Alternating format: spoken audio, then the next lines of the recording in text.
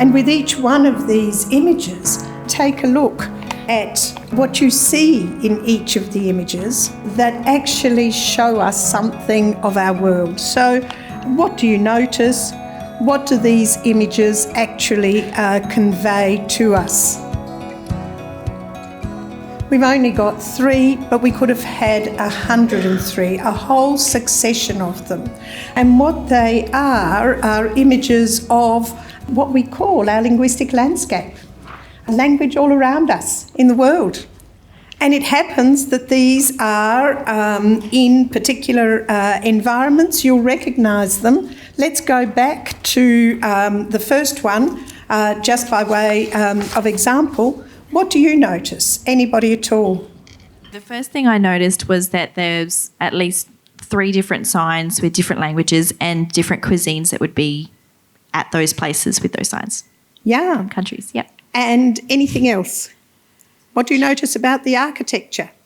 There's a Asian-inspired building. Yes. And then also you've got the images used to help convey meaning next to the word. So if like the kernel, KFC. Absolutely. And the colours used as well. Yes, lovely point. It's not just language. It's all of the visual means that we have at our disposal to actually make meaning. And we want you to invite your students to notice all sorts of things. What else do you notice? The strongly recognisable commercial images that are there. Yes. That are very multinational. Yes, the multinationals, and that opens up a whole other sense of our global world, in fact, and consumer behaviour and so on. So you can see single images, very few words, rich linguistic landscape, where not only the words but everything about their location. We haven't said much yet about the way that the words are positioned, which language is on top, which language is underneath. These are all ideas that convey meaning, and they are all ideas that we explore through work on linguistic landscape. And above all, we look at reception, and that's where you came in. I had my own interpretation. I saw what I saw, but it's an invitation to you to see, and for you, to your students, to see what do you see, and not only what do you see, but how do you interpret it? The notion of a multinational, the notion of consumerism, the notion of fast foods and so on, that would have evoked. When multiple languages are involved, as we have here, what's the relationship of those languages? I think also, okay. The umbrella on the previous image. Yes, they are in a sunny day, it seems. Yes, no yes, rain, indeed.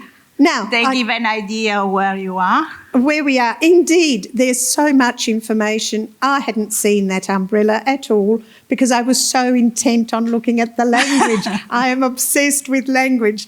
And so you can see, oftentimes we have to ask, what do we see? What can't we see? What's there? What's not there? And this is part of the whole discussion.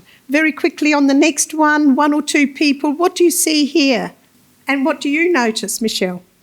Well, there's Maori for a start, and it's given great prominence. And as we know, in New Zealand, Maori has official status and is a major language, and the Indigenous language is actually recognised very prominent. Indeed.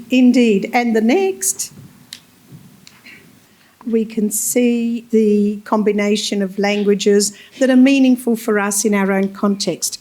Now, what I can say is, do you have a collection of such images? I'm sure that your own photo collections of your own travels and visits and so on are full of all sorts of images. Do they contain language? It's just exhilarating. What is the language that surrounds the landscape of your school? Fundamentally, these images are here, and we could have gone on all morning with them, just to say that our own reality in English-speaking Adelaide is a multilingual reality, and that reality is what we are seeking to capture.